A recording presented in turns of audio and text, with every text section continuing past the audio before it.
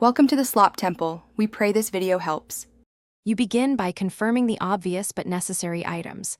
Lens clean, physical shutter open, and camera LED lit.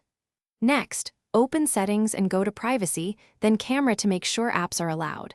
Toggle off and back on if needed. Once done, close any video apps and background programs that might lock the device, and restart your laptop if the camera still refuses to initialize. This clears simple software locks and prepares the system for driver work without wasting time on irrelevant checks. You now focus on drivers and system recognition. Open Device Manager and find imaging devices or cameras. Look for yellow warnings.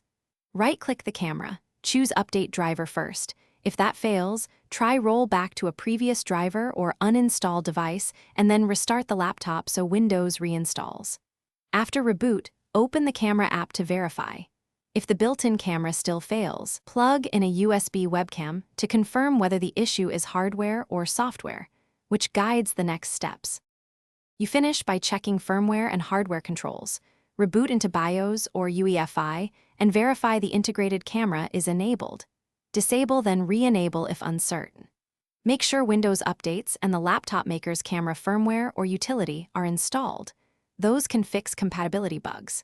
If problems persist after these steps, run the built-in hardware diagnostics or the manufacturer's diagnostic tool to pinpoint failure. If diagnostics show hardware fault, prepare for repair or service. If software, repeat driver reinstall and note any error codes. Thanks for watching. Consider subscribing if we helped you.